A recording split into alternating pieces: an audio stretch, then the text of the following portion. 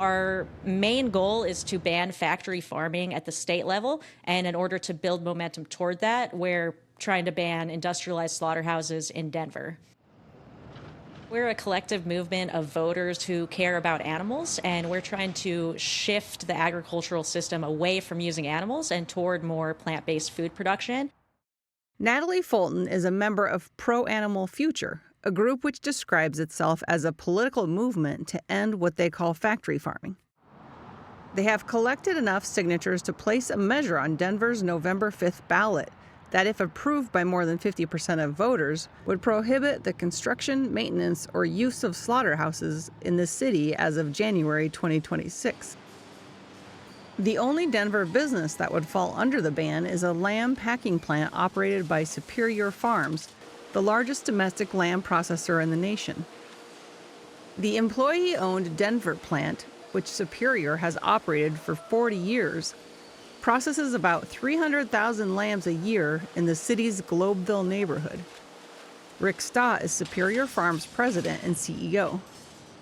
This was a animal group that is very aggressive, has been picketing our plant on a regular basis. On their website, before they took this down, they said, "Join our movement to end animal farming in Colorado." So their objective is not just to eliminate Superior Farms out of Denver, but to eliminate animal production in the state of Colorado and probably beyond. Fulton didn't dispute the statement. We would love to target other countries and exports, and maybe that could be a ballot initiative in the future. But for right now, we're starting at the local level in Denver to get the conversation started. We have a few cities that are in the works right now, definitely Portland, San Diego, San Francisco, Houston, Ohio, where we definitely want to go national with it. And our main goal is to ban factory farming at the state level within 10 years. Stott is concerned about the Denver plant's 160 employee owners if the referendum passes. Not only would they lose their job, but they would lose their retirement because they own the company. I mean, I fully appreciate people's differing in opinions. I mean, I appreciate where they're coming from.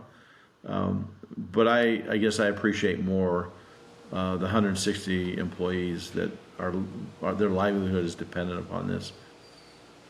Officials with Pro Animal Future did include specific language in the measure requiring the city of Denver to prioritize workforce training and employment assistance for Superior Farms employees. It wasn't as if we were specifically targeting them. We're targeting all industrialized slaughterhouses. We want this all to be very gradual. We don't think there are going to be any immediate drastic changes from our measures.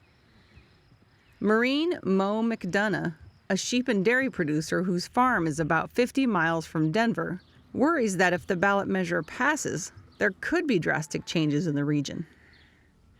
I don't support it. I think that it's very important, especially as we become more and more urbanized, that small farmers, especially like me, and large farmers alike and ranchers, have access to conveniently located processors. McDonough says the referendum could lead to other communities banning local meat lockers. There are only 2 large-capacity plants in Colorado that process sheep: Superior Farms and Colorado Lamb Processors, located 90 miles away in Brush.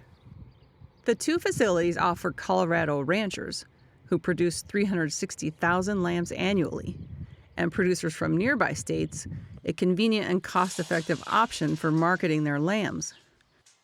We have the second plant in California, but there's no way that the great producers of Iowa and North Dakota, South Dakota, we pull over 100,000 lambs out of that region of the country, are going to ship cleared to California. It's not going to happen. What would they do?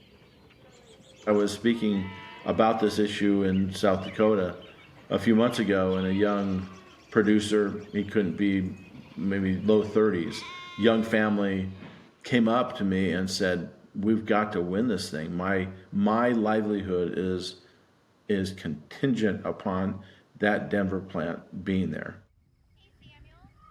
McDonough, whose grandfather was a sheep producer, says she used to be a vegetarian before getting some land and starting to raise lambs. When I was young, I was idealistic, I suppose, like a lot of other teenagers. For 18 years, I was on that party bandwagon, and as soon as I had land, I was like, well, gosh, I have land, I can raise animals the right way. And then I got more and more involved in the larger agricultural community, and I realized that all of the different types of farms do have a purpose. Fulton says Denver-based Pro-Animal Future respects farmers. We'd like to see more opportunities for farmers to diversify their operations and become more sustainable and profitable. The plant-based food industry is expected to be worth $85 billion by 2030, and food producers are going to need key ingredients like mushrooms, peas, oats, and greens.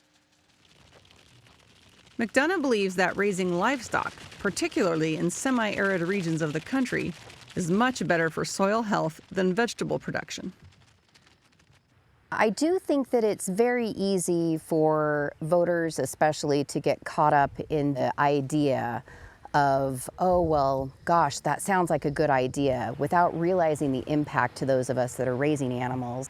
And subsequently, what that equates to people in the grocery store is that their prices are going to continue to go up and up as well.